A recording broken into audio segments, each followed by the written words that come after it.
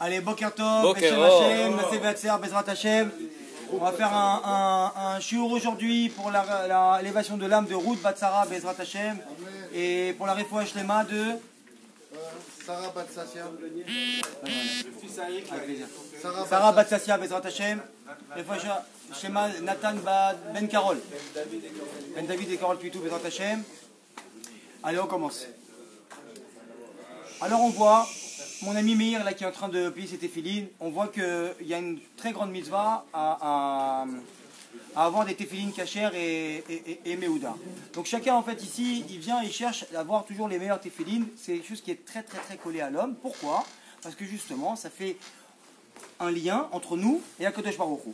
C'est comme une antenne qu'on mettrait avec Aviachol sur la tête et qu'il y a eu des études qui ont été faites dans les livres par le Rav Zemir Cohen et d'autres rabbanim qui montrent vraiment que quand un juif il vient et il met les téphilines sur la tête, il y a une aura comme ça qui se dégage de lui et avec ça il arrive à faire le kécher, le chibour entre lui et HaKadosh Baruch Hu. Et c'est exactement pour ça aussi, là-bas on va ramener ce matin un midrash de Ophir qui a entendu que le nœud qu'on a derrière les téphilines ici, c'est ce que Moshe Rabbeinu il a pu voir d'HaKadosh Baruch Hu. Il a dit fais-moi voir je veux te voir. Il dit, tu peux pas me voir et vivre.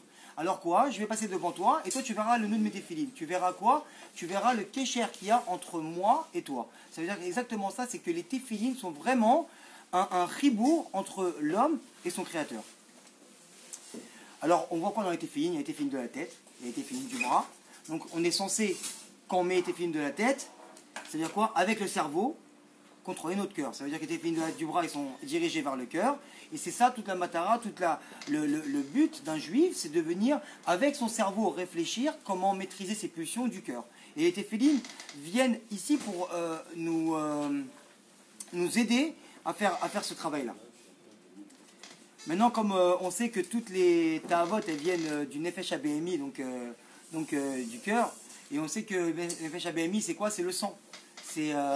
Et comme par hasard, on voit que le sang il vient et c'est lui qui pompe donc d'un côté et qui renvoie à l'autre. Et c'est pour ça qu'on met donc les téphilines sur le cœur. Maintenant, juste pour comprendre un petit peu comment ça se passe.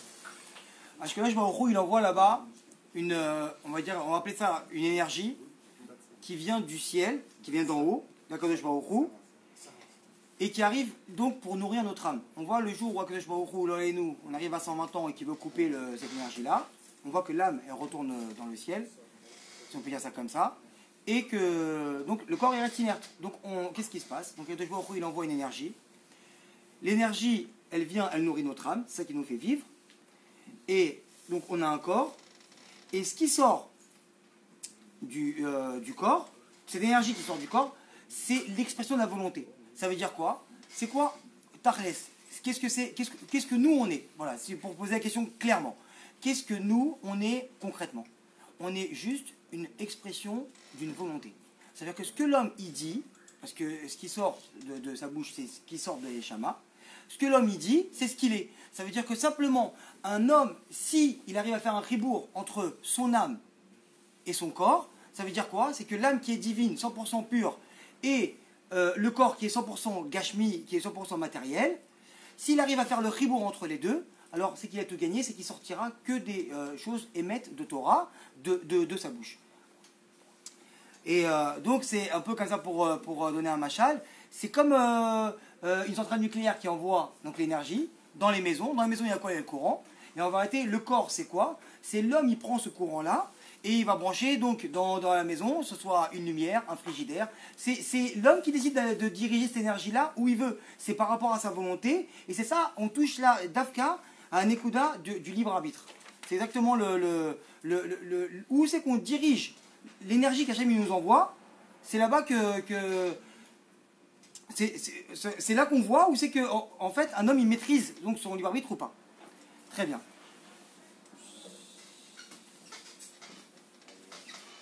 Et on voit que c'est comme ça qu'on fait la réparation du monde. Comment ça s'est passé au début? C'est que Adam Arishon, après la faute, son âme, elle s'est éclatée en beaucoup de morceaux. 600 000 morceaux, c'est marqué comme ça. Et que chacun de nous, au jour d'aujourd'hui, on a un morceau d'âme d'Adam Arishon qui est en nous. Et si on vient donc, comme on a dit tout à l'heure, réparer et faire Torah et Mitzvot, donc ça veut dire quoi? C'est qu'on répare ce que Hachem, il attend de nous pour faire la réparation du monde global. Donc je ne vais pas rentrer ça dans trop de détails. Et on voit donc que l'homme, il est moitié animal, moitié ange. Et c'est justement quand on arrive à allier comme ça, à faire le chibour entre le Nefesh Abemi et notre partie qui est le Chelek Elokim et Mahal, quand on arrive à coller les deux, et qu'on arrive, ça c'est dans la Chassidoute, c'est marqué, c'est une notion d'élever la matière, qu'on arrive à élever la matière, qu'on arrive à élever notre corps pour diriger dans la Vodat Hashem, alors quoi? On voit qu'on arrive à jumeler l'âme et le corps, comme on a dit tout à l'heure. Alors c'est là c'est là qu'on fait ce que Hachem attend de nous. Ce que Hachem attend de nous, c'est quoi? C'est pas qu'on soit un animal, c'est pas qu'on soit un ange, c'est que grâce au mélange des deux, à moi, à ma volonté, à mon ratson, je peux m'élever plus haut qu'un ange. C'est-à-dire que quand je prends la matière, qui est le corps, et je la rends Tahor Kadosh, alors mon corps à moi, ça devient la même chose que l'âme, et l'âme, alors quoi, elle est tellement Kedosha qu'en vérité, un ange, il ne peut pas faire ça. On vient on est au-dessus d'un ange. Alors comme ça, on va revenir un peu au début quand on va parler des téphilines. Et on voit qu'il y a des gens comme ça qui ont des téphilines très méouda. Et on voit que leur cœur, il est mauvais. Et justement, la téphiline, elle doit venir, elle doit influencer comme ça. Et on voit des gens qui ont un cœur qui est très bon et qui n'ont pas de téphiline. Et quand on met les téphilines sur le cœur, en vrai, on est encore plus bon. Alors là, on comprend aussi quelque chose que quoi? Que Dereret Kadma la Torah. C'est quoi? C'est qu'avant de rentrer dans la Torah, avant de prendre d'abord des téphilines qui vont t'arranger et qui vont te parfaire tes midotes, alors d'abord tu vas te travailler toi-même. C'est-à-dire qu'avant même de commencer à venir à rentrer dans la Torah, c'est pas qu'on a pris une personne qui vient et on dit lui, il a des midotes comme ça, très très mauvaises, et qui c'est un fou, ou c'est un pervers narcissique, ou c'est chose, et lui il va rentrer dans la Torah. Parce qu'une personne comme ça qui vient, qui ne s'est pas réparée avant d'entrer dans la Torah, elle est encore pire quand elle a de la Torah, parce qu'elle va utiliser l'arme de la Torah pour venir et la diriger dans le côté du mal. Et ça, c'est ce qui peut avoir le plus. Donc en fait, c'est d'abord on vient, d'abord on se répare, d'abord on devient un homme normal, et après on se vide et on rentre dans le domaine de la Torah. Alors, Dis-moi. Celui qui n'est pas les filles, mais il a un bon cœur. D'où il vient son bon cœur? Du Regesh? D'où il vient son bon cœur? Du chesed d'Akadosh Baruch Hu qui nous fait vivre malgré nos fautes, malgré le fait qu'on n'est pas raoui peut-être de vivre, peut-être qu'on ne mérite pas. Akadosh Baruch Hu, il est chesed gamour. Chesed, c'est que chesed Akadosh Baruch Hu. Même on voit dans l'histoire de Purim qu'on a parlé avant-hier, qu'on a fait le cours, que Akadosh Baruch Hu, il donne, il est là pour donner, il n'est pas là pour recevoir. Donc des fois, il nous donne un bon cœur, et c'est à nous avec ce bon cœur-là qu'on doit venir, on va, comme on a parlé des téphilines tout à l'heure, mettre ces téphilines-là sur notre cœur pour encore plus parfaire ce qu'Hachem a donné. Parce que si un homme il vient, il reste avec son bon cœur et il dit moi je suis tranquille chez moi, écoute moi je fais de mal à personne, j'ai un bon cœur et je suis gentil, alors Akadosh Baruch Hu, de lui il n'attend pas ça. Mais par contre une personne lui qui peut avoir un défaut et avoir un mauvais cœur, Akadosh Baruch Hu, il va attendre de lui qu'il se répare avant de rentrer dans la Torah. Maintenant on voit comme ça, vu qu'on a parlé du cœur et de la bonté, le Rabbi Mlubavitch il dit comme ça. Il dit que il y a le côté droit et le côté gauche. Côté droit, il représente toujours le chesed. Côté gauche, il représente toujours le dit. Quand on vient et on fait la bracha sur, on prend le café du matin. Meir, tu prends ton café du matin. De quelle main tu tiens ton café pour faire la bracha? Je vais montrer déjà. Main droite. Main de la force. Main droite, très bien. Parce que pourquoi le chesed est là? Kadosh Baruch Hu, il a construit le corps de l'être humain sur le chesed pour que lui aussi soit l'image de Kadosh Baruch Hu et qu'il fasse du chesed. Mais le Rabbi Mlubavitch, il vient et il pose une question. Il dit que le chesed, il se trouve où? Nous, on croit que le chesed, il vient et qu'il se trouve normalement dans le cœur. D'accord, on est d'accord avec ça. Mais le cœur, il est où? Dans le corps de l'homme. Le cœur à gauche.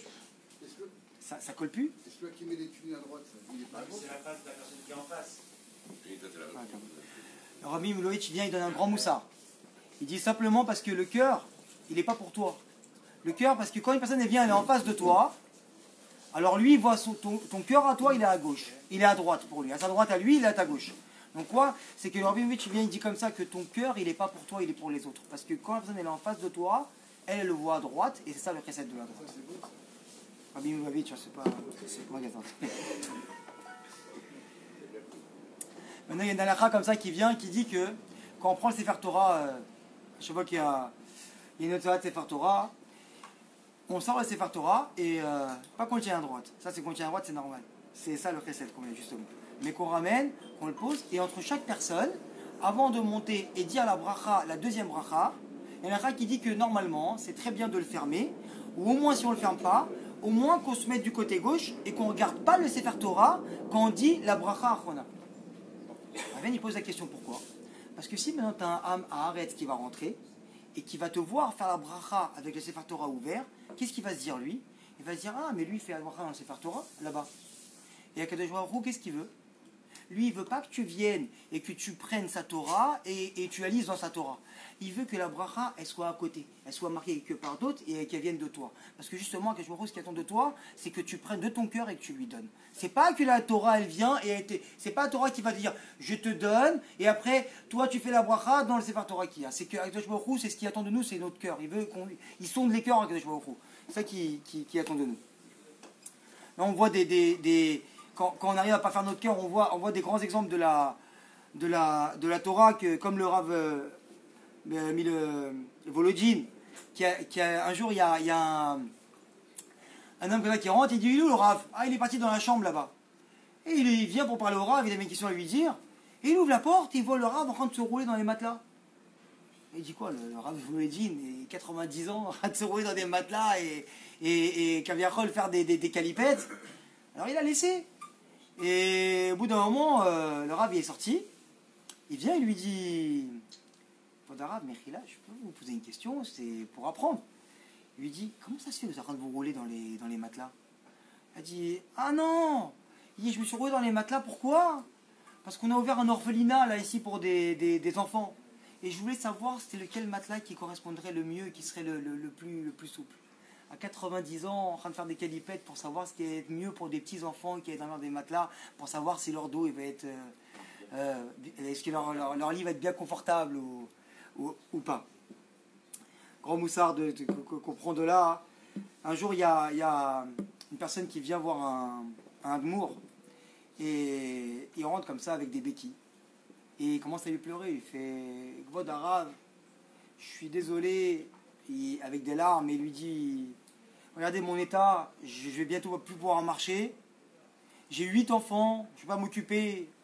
Ma femme est ifteret. Je sais plus quoi faire. Et il commence à lui pleurer, à lui pleurer, à lui pleurer, à lui pleurer.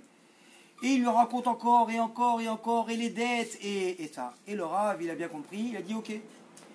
Alors, assis-toi, on va t'aider. Et maintenant, lui, il vient avec ses béquilles comme ça, il se met derrière le Rav, il voit le Rav qui sort le chéquier, et il regarde. Et le Rav, il vient, il écrit un 1, et regarde, il fait un 0, et il fait Kvod Harav. Je suis à la panime. Un autre 0, Kvod Harav, s'il vous plaît. Vraiment, regardez mes béquilles, regardez, j'ai pas de femme. Un autre 0, un autre 0, la restauration s'est arrêtée. Faut que tu m'as fait connaître celui-là. Et il s'est arrêté là. Il lui a dit, le Rav, $10 000. Prends les béquilles. Prends les béquilles. Prends la... le fils révélateur. Prends le chèque. Cet homme-là, il ferme le chèque, il met dans la poche. Et il repart doucement comme ça. Et le chamage du Rav, il ouvre la porte. Il le regarde en train de partir. Il avait un petit doute. Il se dit, il y a un problème. Il va derrière lui, il le suit. Et il marche de plus en plus vite. Et ça va. Et au moment, il commence à marcher normalement. Au moment, il prend les béquilles, il les met dans un coin. Il les jette et il commence à courir. Il rentre dans une super voiture. Il monte et il se fait la malle. Le chamash, il se prend la tête comme ça. Il court voir le Rav. Il fait Kvod Harav. Il lui fait oui. Mais Kvod Harav, la personne qui est venue, lui a dit mais qu'est-ce qu'il y a? Mais parle. Mais il n'a pas de béquilles, il a jeté les béquilles, c'est du mensonge tout ça. Le Rav, il a regardé, il a dit je t'abarre chez Molad. Il a dit mais Kvod Harav, il nous a arnaqué $10 000. Il a dit mais comment tu m'as rassuré, tu m'as réconforté mon cœur. Il a dit mais tu dis pas. Il n'a pas les tsarotes, il marche normalement, sa femme elle est là, ses enfants ils sont en bonne santé. C'est ça que je vois. Ça c'est la nikuda de chesed qu'on peut venir et prendre dans chaque chose. C'est comme ça qu'on travaille son cœur.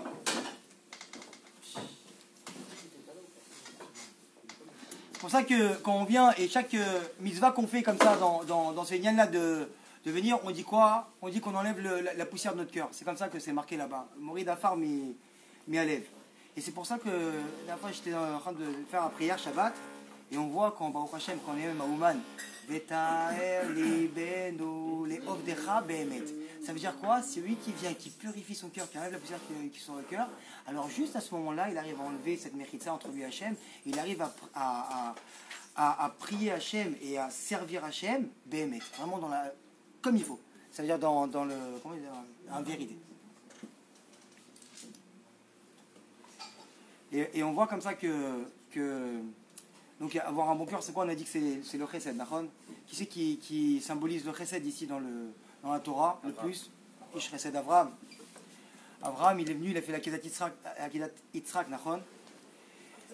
Et Hachem, il est venu, quand il a fait la Kedat Yitzhak, il lui a dit, attends, arrête-toi là, Avraham. Il lui a dit, Hachem ata edati ki ire Hachem ata. C'est vraiment, je sais que vu que tu as fait ça et tu as voulu donner ton fils, même si tu ne l'as pas donné, moi je t'arrête, maintenant ton fils tu le gardes. Alors quoi? Alors maintenant je sais que tu es quelqu'un qui vient, qui veut me servir concrètement, réellement, et maintenant je sais que tu es Yirat Shemaim. Qu'est-ce qu'il a fait Avraham? Qu'est-ce qu'il a fait Avraham? Tout de suite. Il a enlevé le couteau, qu'est-ce qu'il a fait? C'est facile. Il a cherché le bélier. Il a cherché le bélier. C'est pas qu'il a trouvé le bélier. Avraham, il a dit, ok, mon fils, je ne le donne pas. Mais Hachem, qu'est-ce que tu vas avoir en corban, toi? Qu'est-ce que je vais te donner, Hachem? Avraham, il était chesed, il voulait que donner. Il a dit, mais même Hachem, il va lui avoir un manque à Viachol. Alors tout de suite, il a laissé son fils, il a détaché, il a cherché. Je vous tout de suite, il a dit, tu veux me faire du bien, tu veux me donner? Alors je vais te donner comment me donner. Je vais t'aider à trouver comment me donner. Il lui a ramené un bélier. Avraham, il est venu, il a eu peur que Hachem, Akadosh Baruch Hu, il a un manque par rapport au fait qu'il a travaillé son cœur. Alors Akadosh Baruch Hu, il est venu, il a donné le bélier et il a pu accomplir cette mitzvah. Mais regarde, pourquoi il avait besoin de tester, puisqu'Akadosh Baruch Hu connaît Rabot Mahashon Nouvelle-Vich, il connaît son cœur, pourquoi il avait besoin de le Il y a un tester? libre arbitre. Il y a marqué comme ça tout de suite après des gars. Maintenant, je te crois. Maintenant, je te crois. Mais pourquoi? Il y a un connaît son libre cœur. arbitre, non?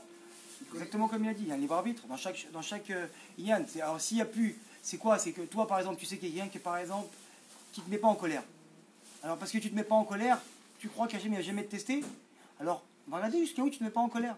Parce que toujours on se parfait. C'est-à-dire qu'une personne qui vient, qui dit, maintenant, au jour d'aujourd'hui, moi, je ne veux plus me mettre en colère. Alors, son fils, il était, on va dire qu'il prenait dans sa chambre et il cassait ses jouets. Très bien. Il ne se met pas en colère parce que son fils, il casse ses jouets. Alors maintenant, quelqu'un qui vient, qui a pris ça sur lui, alors Hachem a dit, d'accord, très bien. Alors, on va lever un peu le niveau pour que toi, tu viennes t'approcher plus de moi. Alors, ton fils, il va prendre, pas toi, le fils, il va prendre et il va casser l'ordinateur de son père. Et là, maintenant, est-ce que tu vas te mettre en colère ou pas? Et chaque fois, pour permettre de nous donner un grand salaire, Akadosh Baruch Hu, il monte comme ça les dargotes pour pouvoir nous rémunérer au maximum à 120 ans de Hachem. Donc, c'est sûr que même Avraham, à son niveau à lui, Hachem, il a peut-être testé comme ça. Repousser ses limites, exactement ça. Pour arriver à son potentiel maximum, exactement. Un jour, le Baal Shem Tov, il était comme ça. Il voyait que ses élèves, ils se posaient un peu trop de questions sur la vie. Oui, non, oui, Parnassa, pas Parnassa. Et il arrive, et il dit, regardez cette charrette qui passe. Et il voit que la charrette, elle roule, et il y avait un peu d'eau comme ça, c'était un peu humide par terre. Et la charrette, dans la roue, il y a une feuille qui se colle comme ça sur la charrette. Alors le Baal Shem Tov, il dit, faites-moi plaisir, suivez-moi cette charrette, regardez cette feuille-là qui est collée, dites-moi où elle va s'arrêter. Et les élèves, ils commencent à venir comme ça, ils marchent assez rapidement derrière la charrette. Comme ça, il part 200, 300, 400 mètres, elle roule, et tout d'un coup, la feuille, elle vient, elle pose, et elle se dépose par terre. Il regarde la feuille, et il reste comme ça quelques secondes, et qu'est-ce qu'il voit? Petite fourmi qui est en train de marcher, qui s'approche de la feuille, qui lève la feuille et qui part chez elle. Souvenir raconter ça au Baal Shem Tov. Hachem Tov, il est venu, il leur a dit de là on prend encore Moussar. Kalva Chomer, Kadosh Baruch Hu, la feuille qui était à 300-400 mètres, il a fait rouler dans la charrette, il a pris ce cocher, il l'a ramené de tel endroit à tel endroit, le client il lui a dit de le ramener exactement là-bas pour passer, parce qu'à ce moment-là la fourmi elle a demandé à Kadosh Baruch Hu, elle lui a dit à Kadosh Baruch Hu, Hachem, j'ai faim, donne-moi à manger. Et Kadosh Baruch Hu, il lui a envoyé la feuille jusqu'à ses pieds, jusqu'à ses pieds. Alors Kalva Chomer, que quelqu'un qui vient, qui fait Torah et Mitzvot, qui fait des bakashot à Hachem, Kalva Chomer, Kadosh Baruch Hu, il va lui donner beaucoup plus encore que cette fourmi-là à qui il a nourri.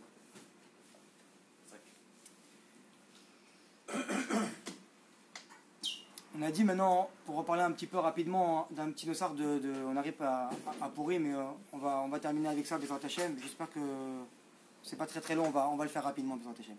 On a dit avant-hier que Pourim, c'est la fête où Kadosh Baruch Hu il est caché, d'accord. Alors c'est pour ça qu'à Virol on se déguise, pour montrer que Hachem derrière, comme on avait dit la dernière fois, derrière ce grand masque qui est la nature, qui est le Teva, alors Akadosh Baruch Hu, c'est lui qui gère tout. Et là, c'est pour ça qu'on se cache. Comme Akadosh Baruch Hu, il est caché, alors nous, on se cache. Très bien. Un jour, il y a un homme qui rentre qui va dans une ville, et ça faisait 3 jours qu'il n'avait pas mangé, et il était dans la forêt. Et tout d'un coup, il voit de la lumière, il rentre, il arrive dans la ville comme ça. Et il dit, Baruch Hashem, je vais pouvoir être sauvé. Il arrive devant, il voit une ferme. Il toque. Il y a un pied qui lui ouvre et lui dit bonjour, excusez-moi, est-ce que je pourrais avoir s'il vous plaît un verre de lait chaud? Je n'ai rien mangé, ça fait 2-3 jours, je suis affamé. Il dit écoutez, je suis désolé, le crémier là qui vient, qui tire des vaches et tout, l'Olénou est décédé. Il n'y a rien, j'ai pas de lait, j'ai rien, je peux rien faire. Les vaches elles sont là-bas, tout est fermé, les clés, Alors, ok, il dit bon ok, il a vu maintenant des maisons et des choses comme ça, il a dit je vais aller tester autre part maintenant. Il commence à avancer. Et il trouve une auberge. Et il voit l'auberge, elle est fermée. Et il toque, il y a une lumière dedans. Celui qui vient, qui ouvre la fenêtre comme ça, il dit écoutez, j'ai pas les clés. Mais il fait mais comment, à quelle heure vous ouvrez? Il a fait le patron, il est mort. Il dit voilà, là-bas, le mec est décédé, là, le patron il est mort, il commence à se poser des questions. Bon, il dit ok, c'est pas grave. Il avance et il voit une synagogue. Et il vient comme ça pour ouvrir la synagogue. Et il rentre. Et il voit qu'il y a un petit vieux qui est assis là-bas. Il lui dit bonjour. Est-ce que vous avez, s'il vous plaît, quelque chose à manger? Je crève de faim, je n'ai pas mangé, je ne sais pas. Et il regarde comme ça et il lui dit écoute, tout le garde-manger, il est là-bas dans l'armoire, mais c'est fermé. Le gabaï, il est mort. Et là, le mec, il voit ça, il n'avait ni faim, ni soif, ni rien du tout. Il vient prendre ses pieds et il commence à courir. Il dit je vais partir de cette ville là, avant que moi aussi je vais rester là-bas, Razvé Shalom. Il commence à voir partir. Il lui dit mais qu'est-ce qui se passe? Qu'est-ce que t'as? Il lui dit non mais attends, je vais là-bas dans la ferme. On me dit tu es parti, je vais dans la synagogue, tu es parti, je vais dans l'auberge, tu es parti, tout le monde est parti. Qu'est-ce qui se passe ici dans cette ville? Il a fait c'est une ville de mort ou quoi? Il lui dit non pas du tout. Il lui dit l'aubergiste, le mec à la ferme et le gabaï c'est la même personne, il est parti la même chose. Akadosh Baruch Hu, il est venu nous montrer quoi? Il est venu nous montrer que c'est les joies, c'est les peines, c'est les brides, c'est les nous et Hachem et Rachem, c'est l'enterrement, c'est la même chose, c'est toujours. Quoi qu'il arrive, Hachem il a ses comptes, c'est pour le bien. Il y a pas, c'est un clal général. C'est pas une fois c'est Hachem il est méchant Calverhol et parce qu'il a envoyé ça. Et une fois Hachem, ouais je suis content et Hachem c'est le meilleur parce qu'il a envoyé quelque chose de bien. Calverhol c'est la même chose. Maintenant, par rapport juste comme ça, très rapidement, à la fête de Pourim, pour continuer dans ce derrière là, c'est que c'est marqué que c'est bien de boire un peu à Pourim, d'accord? Donc on rentre pas comme Rabbi Asher nous fait souvent des cours là-bas samedi matin, de pas rentrer dans Inyan de il faut boire pour s'enivrer et tomber. Mais c'est quoi le Inyan là-bas? De faire la différence, d'accord, entre Arur Haman et Baruch Mordechai, et vice versa, et on le dit, et on le redit, et dès qu'on s'est trompé, alors quoi? C'est ça. On a fait la mitzvah et on arrête de boire. Très bien. Pourquoi on vient maintenant nous ramener Arur, Haman, Baruch Mordechai, Baruch Haman, Arur Mordechai, là on comprend plus. Non. Vous savez pourquoi? Parce que pour Pourim, Hachem il est caché derrière ça. Parce que pour Hachem et pour nous, c'est la même chose. Si c'est Arur Haman, Baruch Haman, le mal il est venu par là, le bien il est venu par là. Tout ça, c'est la même chose. C'est comme l'histoire là-bas qu'on a racontée. Hachem, il se cache derrière tout ça. Tout ce qu'il a envoyé, quoi qu'il arrive, il n'y a plus. Hachem, il dit enlève, bois un peu, enlève ton date, enlève cette conscience-là qui vient te faire des calculs. Pourquoi Hachem m'a fait ça, pourquoi il n'a pas fait Hachem? Parce que quoi qu'il arrive, tout ça, c'est une fois et unique, une seule et unique chose. C'est que Akadosh Baruch Hu, derrière toutes les choses qu'il a, toutes les choses qu'il a mis en place comme ça, c'est qu'il a tout fait pour le bien. Voilà, on va s'arrêter là, Bezrat Hashem, pour aujourd'hui, parce qu'après, ils sont arrivés. Zakro.